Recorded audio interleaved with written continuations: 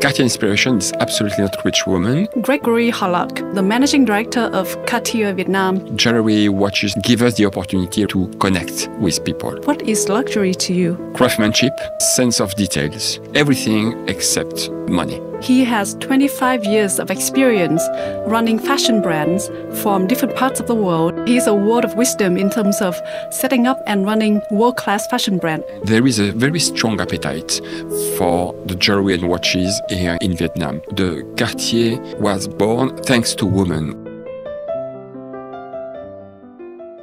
Greg, thank you so much for being here with me today. I would love to hear a little bit more about yourself beside the snippet of introduction that I said just now. Hello, Ruby. So nice to meet you here and to be present with you. So I'm very glad to be with you. So yes, I just arrived in Vietnam recently. It's more than 1 year, and very happy to represent and to start with this new challenge, this new adventure. Represent Cartier here in Vietnam. But basically, I'm Gregory Hallak, a 53 years old man, married, 3 kids, and a very simple one.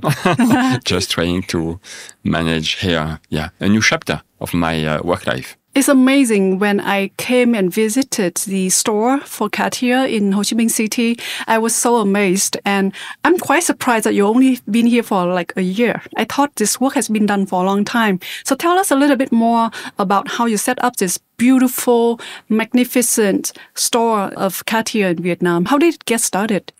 It started, I believe, 2 or 3 years ago, white sheet paper, drawing some dreams on it and trying to make it happen. When we talked about Cartier, we thought about Cartier in the Southeast Asia.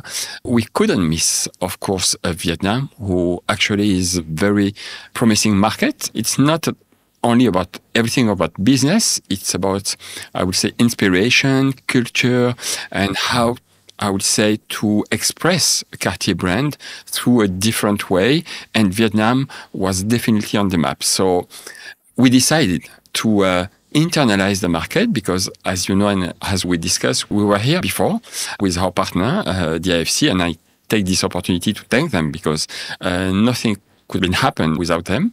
And we decided to internalize the market, to be really at 100% present for our customer, and to really express the brand Cartier and to make understand to the Vietnamese people how Cartier is today and what this brand could represent.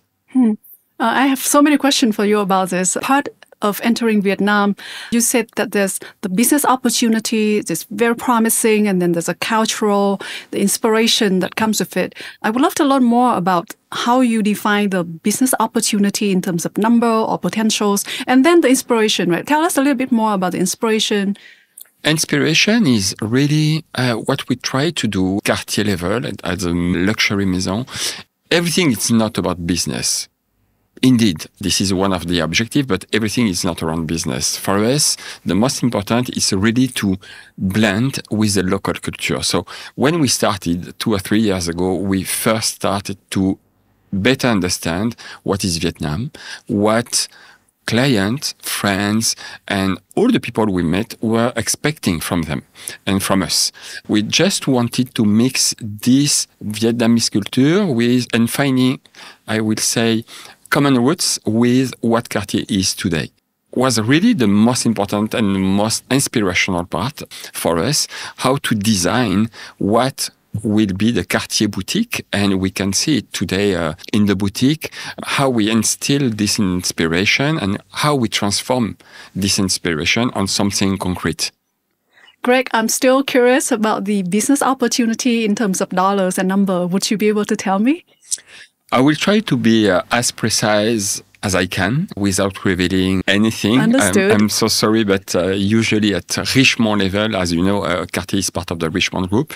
We are never revealing anything regarding the numbers or the results. So because we are a listed company, and we try to be discreet because it's not only numbers, but just to give you a range or at least an idea, my personal target is I'm aiming to really reach the level of, for example, talking about Southeast Asia, Thailand market. It will be really a benchmark for us because I believe we started in the same way with this cultural and really humble approach But now we can say that Thailand is a very big market. And it's really a market who counts for us. So, yes.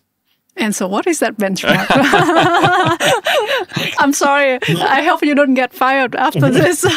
Again, I don't want to escape. Actually, I'm okay. I understand about the policy. So let's talk about the potential of the luxury jewelry market in Vietnam in general. How big is that market in terms of the total revenue per year, if you have that information? The total revenue per year in terms of pure jewelry and watches business is huge. It's several billions if we talk about Vietnamese dong, and several millions in euros or US dollar, definitely. And as you know, we are the first jeweler in the world, wherever in the world, or whatever the market, we still being the first jeweler. The Cartier rank first everywhere in the world. So we aim to be at the same place here in Vietnam. Yeah. I see. Would you say that Cartier is the top of the top in terms of the luxury jewelry brand? In terms of numbers, yes, definitely. In terms of number? And also this is what the clients say. Thanks to our clients and the friends of the Maison. Yes, of course. Yes, we are. I would love to dive a little bit deeper into your journey of setting up Cartier in Vietnam. But before that, I want to know a little bit more about you. You have worked in luxury and fashion industry for 25 years. Yes. You've been in New York, Paris, London, all the hub of the fashion, right? Everyone in that world wants to be there. So you've been there, and then you've been to many other countries as well. What brought you to Vietnam? Again, I believe the challenge, and I really wanted to have this entrepreneurship experience. I had that before. As you know, I am coming from the law and initially a lawyer, and I diverted my career to the luxury industry by chance, definitely, starting in the fashion industry and starting with Gianni Versace's company. And after that, I moved to the jewelry and watches industry. And indeed, I managed and I led many countries level. And I really wanted to restart, I would say, from scratch, from zero. And when I decided to come here in Vietnam, I had the chance to choose, indeed, different market, much more mature, we would say, in terms of accomplishment, in terms of luxury business. But I really saw an opportunity to be here to really start a new entrepreneurship, I would say, journey, starting from scratch and starting really from zero. So building a subsidiary here, helping Richemont to build the subsidiary, and after that, starting the first step for Cartier. But entrepreneurship for us, for Cartier, is really a mindset. It's not just setting, or developing a business. It's really a new mindset for us, or a mindset for us, not new. It's just being creative and be able to go beyond the boundaries and considering, talking about Vietnam, like a wonderful playground where we can test and learn and try many things. That's beautiful. I love that you want to restart your career with an entrepreneurial challenge. And I would love to learn more about that challenge. So you talk about two sides of this journey. That's the business operation side, and then there's the creative side. Let's talk about the creative side. Yes. Right? So what have you been doing with the creative journey for Cartier in Vietnam? As I said, the first, I would say, strong work and accomplishment for us was definitely how to set up the boutique, how to make it happen with the Vietnamese code, how we transformed what was the DNA of Cartier, the heritage of the Maison since 1847 that the Maison exists. What could have been for us the reason to start in Vietnam, and how we transform this concept in real boutique, and how to make our client understand that we succeeded in matching the Vietnamese culture with the operation and with, I would say, the setup of the boutique in terms of decoration, in terms of even welcoming. When you enter in the boutique, we try to have the proper welcoming and to really stick with what Vietnamese culture requires. I guess it's probably a little bit difficult for you to explain because it's very visual.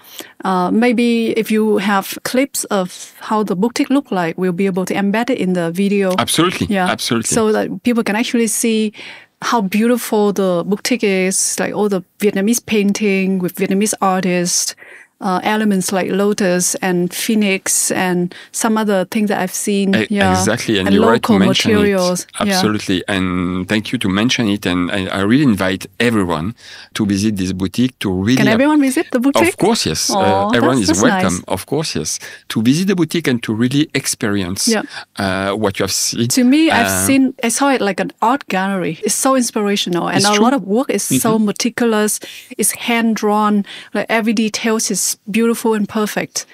What is very satisfying for us and for me precisely is, indeed, this is a Cartier boutique. You can see a product, you can see whatever you are looking for, but the first point is a focus wall entering the boutique, representing the famous and the Cartier panther going through the Mekong Delta. This is the first painting, the focus wall you have entering the boutique, and after you have all the interpretation of the Saigon River, the Mekong River, with lotus, with lotus flower, and all this interpretation of what is Vietnam today.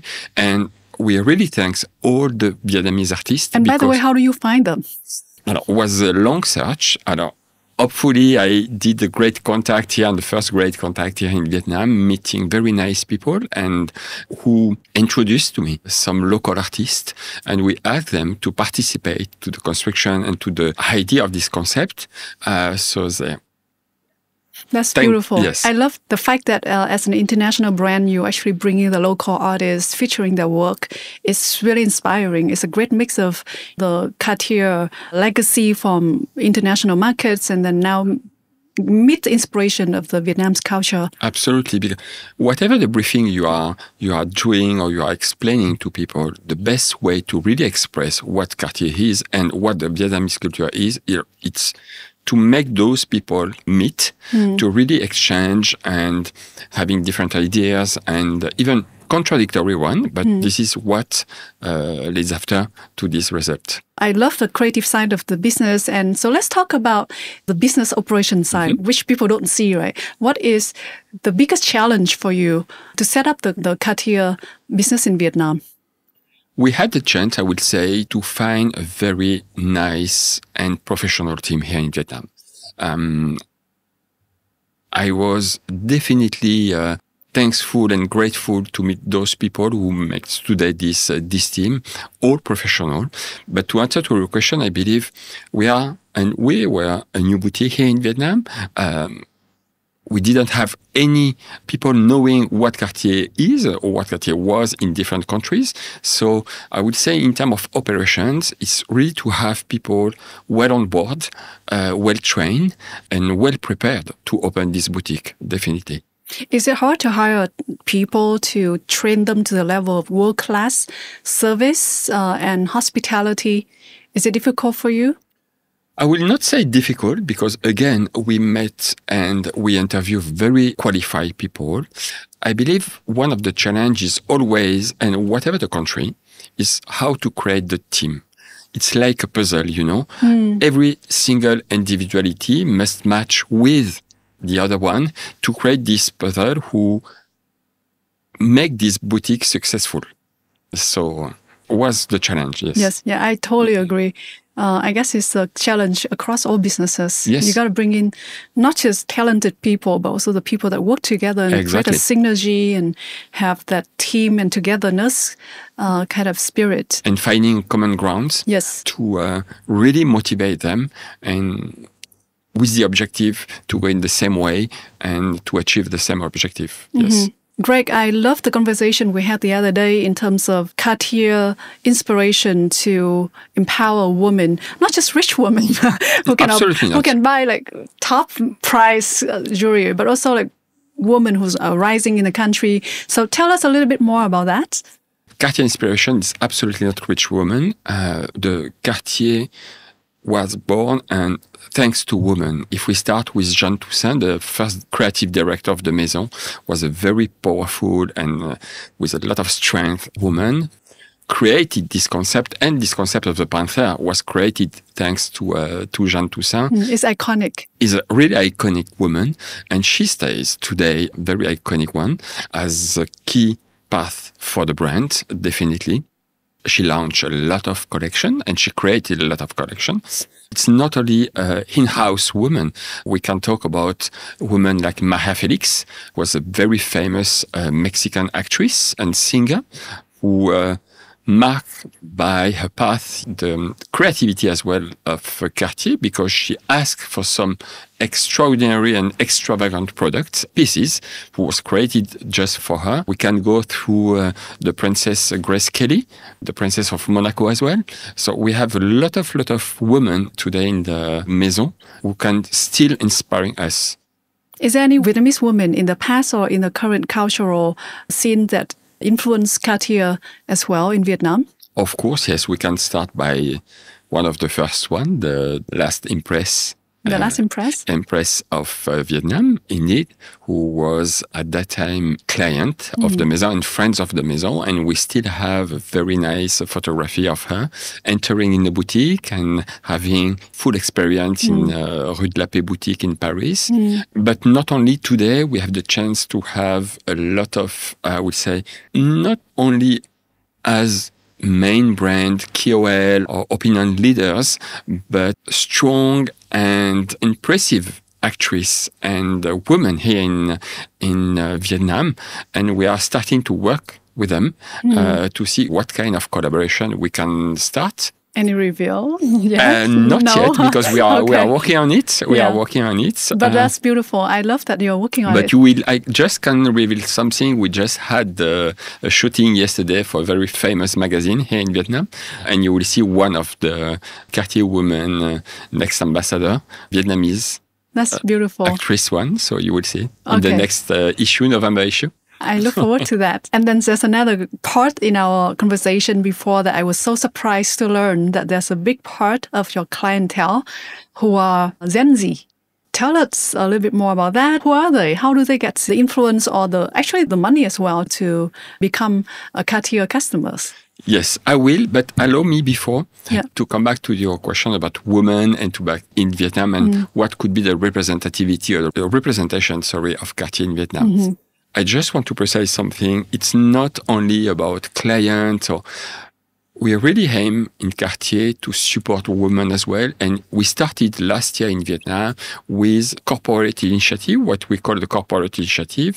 And for example, what we call the Cartier Women's Initiative, where we support all the women entrepreneurs and to really support and lead their business and to really promote them. And what we want is, through this Cartier Women Initiative, we want to find in every single country women ambassador to be the voice of the Maison through entrepreneurship as well. Yeah. I remember one of my friends, her name is Marina. I hope she watched this episode, and I want to shout out to Marina. She's also an entrepreneur, and she was one of the women in that program. And was awarded. Yes. Yes. Yeah, that's beautiful. And so let's get back to Gen Z. We were very surprised indeed to have this range of clients and to see this Gen Z community coming to the boutique and being spontaneously strong and client of the boutique. And we are talking about entrepreneur, but not only. We want really, I was very surprised. Gen Z entrepreneurs. Wow. Yes. I thought there was a lot of rich kids. Not only.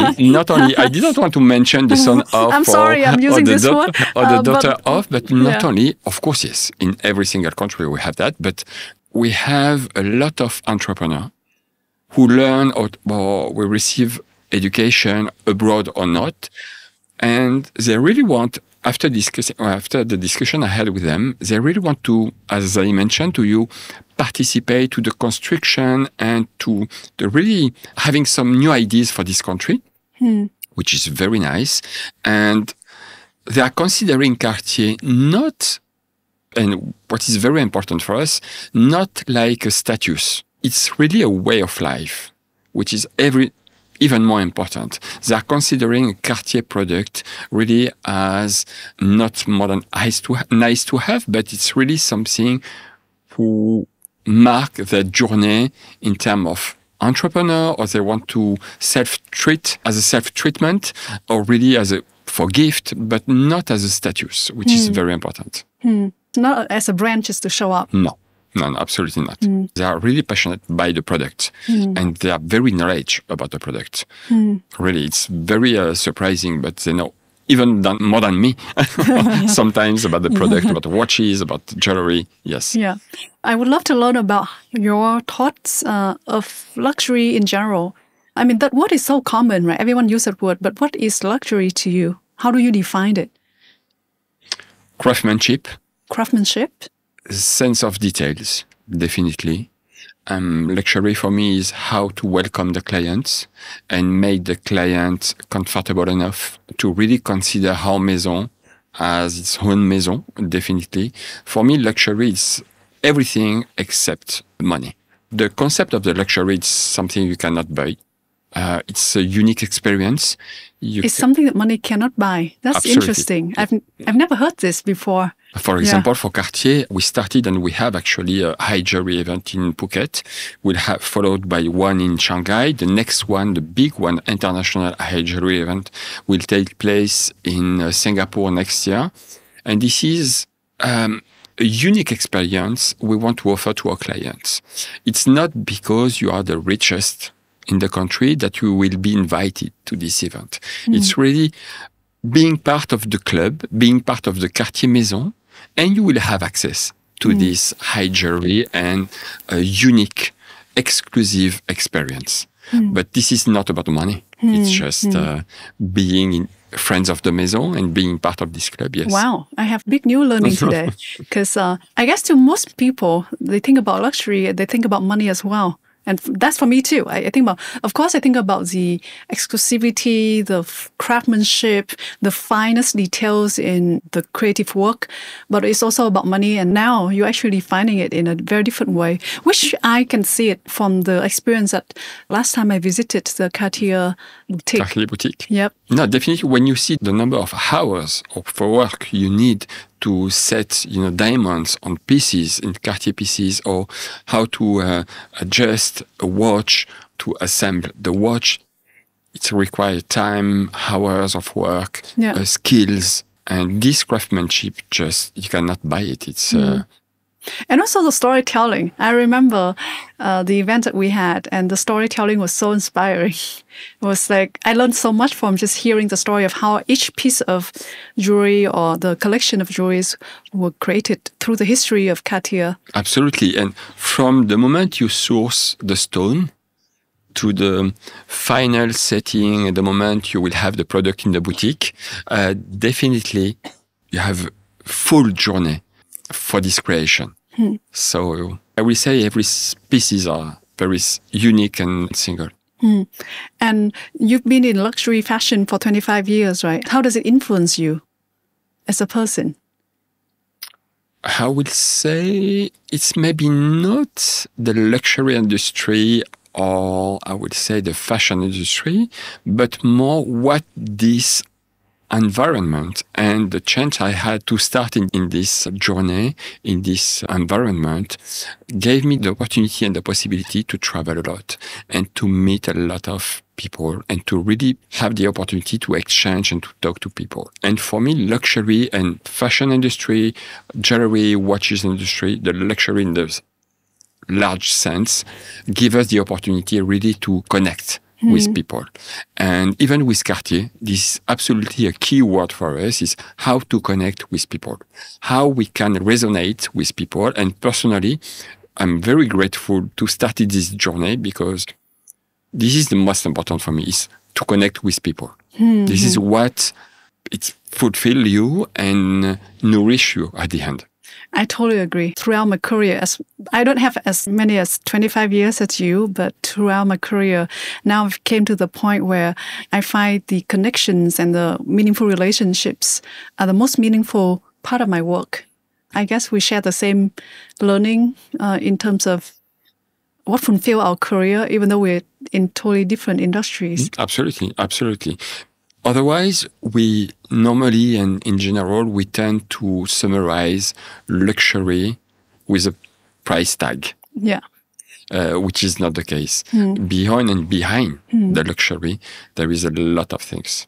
Actually, since we're on this topic, so you've mentioned about luxury, and so I'm curious about what is not luxury but is mistaken as luxury. Indeed.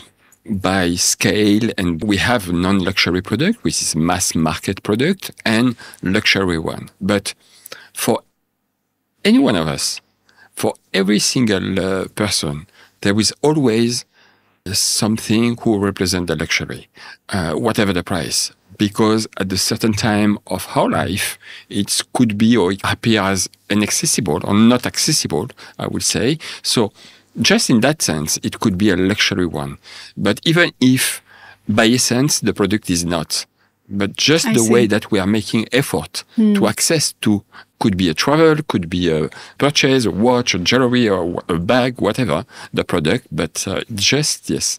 So from the customer point of view, it's actually luxury is in the eyes of the customers. Of course, yes. That is interesting. Yes. Of course, yes. What do you see would be the future of the luxury jewelry market in Vietnam? It's really a promising island, really, and land.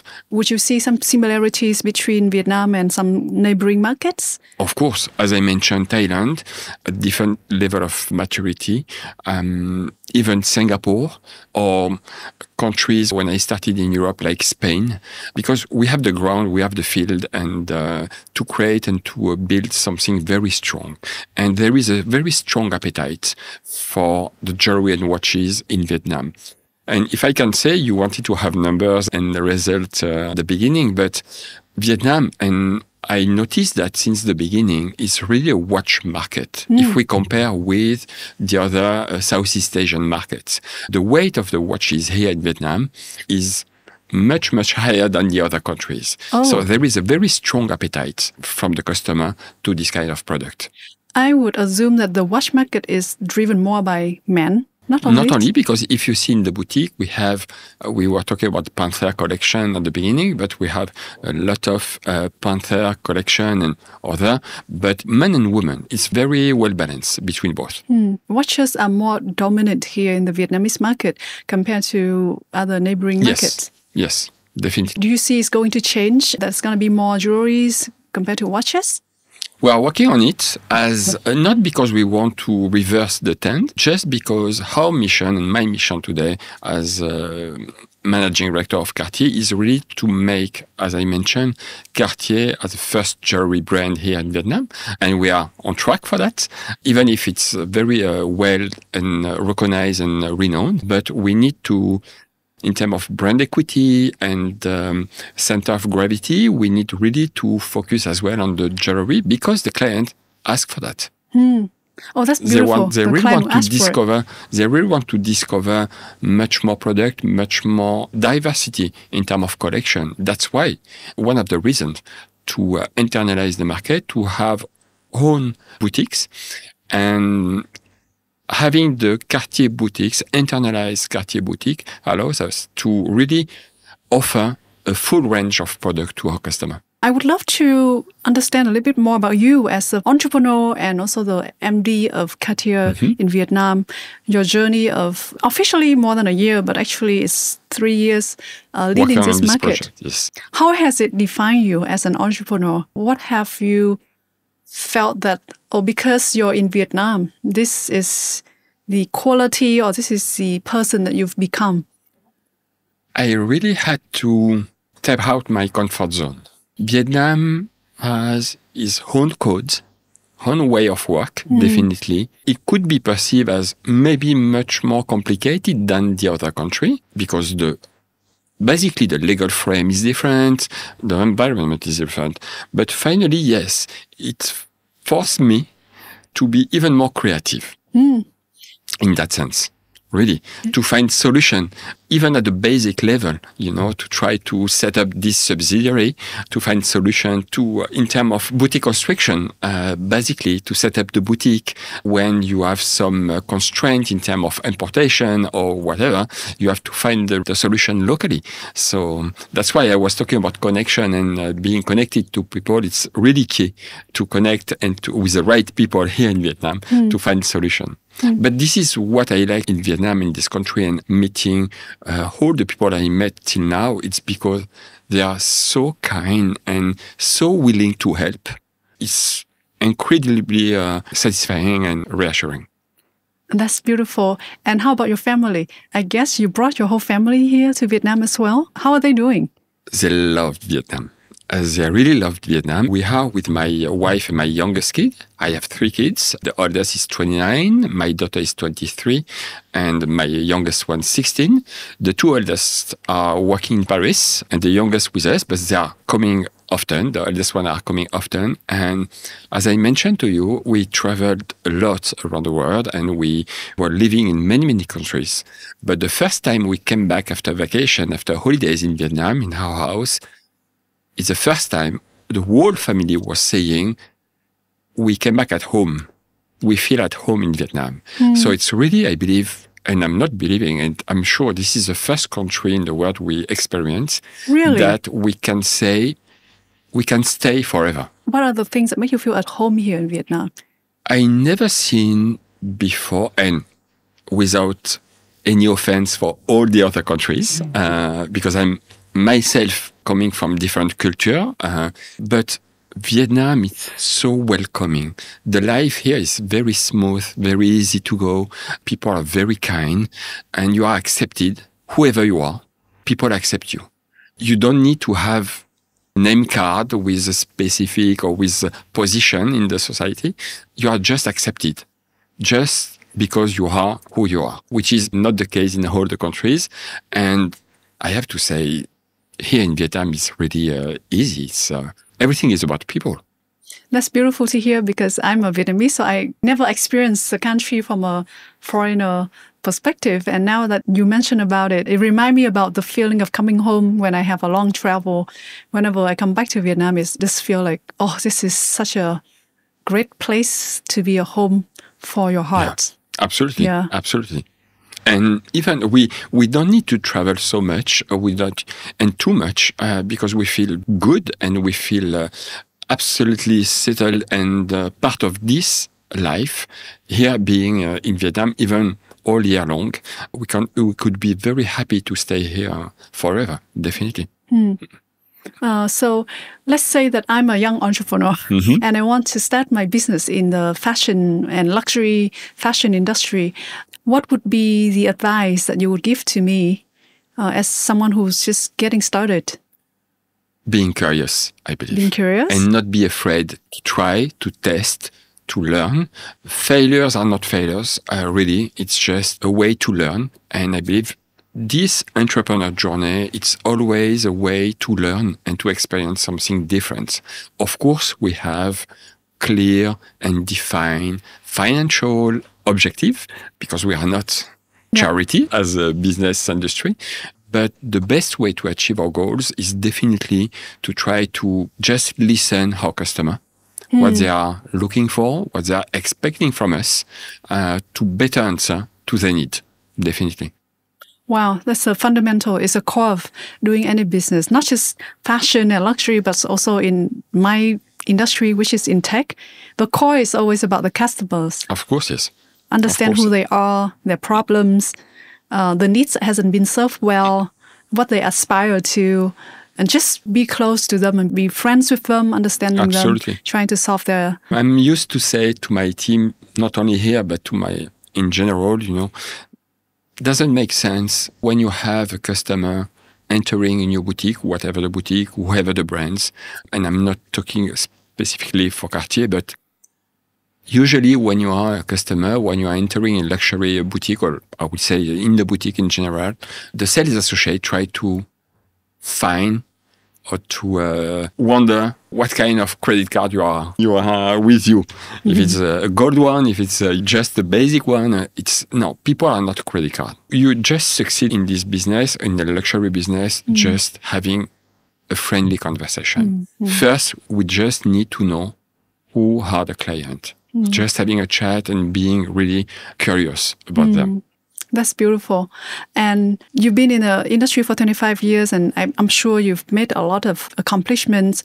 At the same time, there's must be some mistakes or failures that is a part of that journey. Of course. Can you share with us? And thanks to these failures, I was able to succeed after, Yes. definitely. I would love to hear that story. Being maybe in the rush and wanted sometimes to go too fast to achieve something, even at the boutique level or in terms of management. For example, I took time here in Vietnam, remembering what I did wrong in the past, building a team, for example. We're talking about how to build a team, how to find the best people to create this team. I took time here in Vietnam to really meet the right people, to choose, to pick every single sales associate who would compose the team of the boutique, to really understand the personality of each of them, singularity of every single people, to really create the good match. And when we were creating this boutique, indeed, we have all clear and defined objective, even in terms of, I had a time frame. And I was saying to my HR, to my human resources department, guys, we will need time. I know that we have a time frame. We have to open the boutique was in February 1st, but I will start my recruitment even 10 months, 12 months before. I really want to find the right people.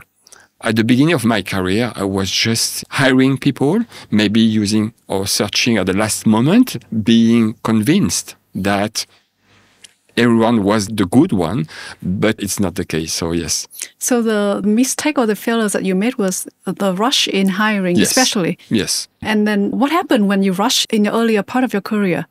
I believe as a manager, it's our own mistake, definitely, because our objective, whatever the industry, is to find the right people and to have the people at the right place. It's not about knowledge or skills. It's just having made this mistake to have very knowledgeable people, but not at the right place. I see. You cannot force people to be someone else. Yeah.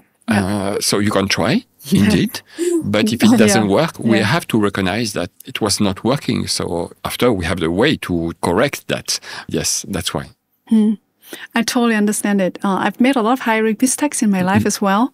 And now looking back, I always find that we have to take the time to find the right person. And if it's not the right person, then maybe try not to rush into that decision, even though it's very painful, right? That your team is not, Of course, yes. it's not assembled. Right? You don't have this person in this position, but it's better to leave that position open until you find the right one. Absolutely. Then you bring in the wrong person. Absolutely. And I would say the advice, if I may give, is really to communicate with everyone. It's not because you are at the top, of the pyramid. Okay, I am the MD of Cartier today in Vietnam, but look what I'm doing today. I was this morning meeting one by one all my team. And how big is the team? Today I have 14 people in the boutique. We are 8 to 9 head office, and after we have all the supporting team in Singapore. But I take time to talk with them, to have a one-to-one meeting quarterly or every 6 months. And we are absolutely not talking about business. I just want to be sure that they feel good. They are enjoying what they are doing. If they didn't mistake sometime joining the maison, if they are still okay. So it's very important for us, for me to listen what they want to say. That's beautiful. It's not even about business. It's just I know. We are talking knowing- about everything except business. I see. That's beautiful. And I would love to learn about your definition of success in your career. What gives you a sense of accomplishment? And say, I'm a successful person. At the personal level, I have to find the right equation between, as I'm working in the big company, I have to find the right equation between what my company needs from me. This is the first point. What are the knowledges and the skill I have?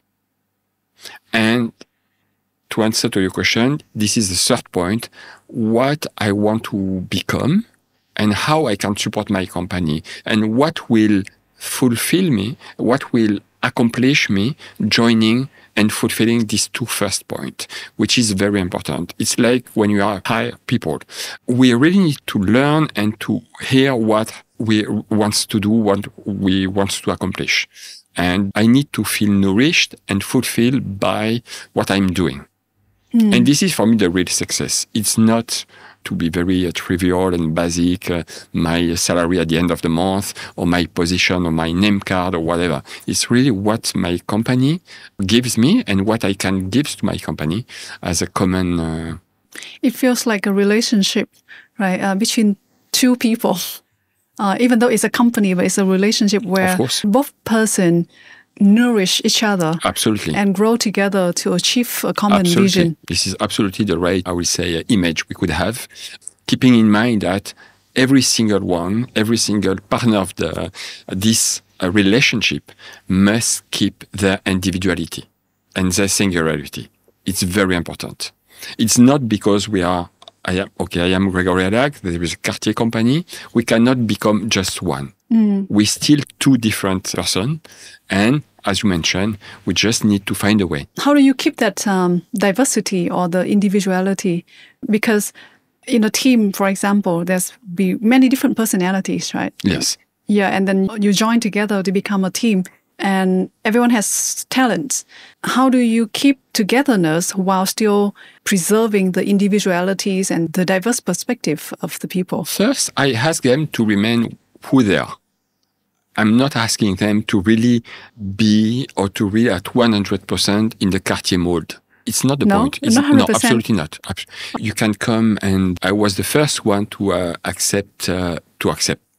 It's not the right word, because, in all the fashion brands or the luxury brand, we have some codes. So we have a uniform and we need to be a little bit uniform.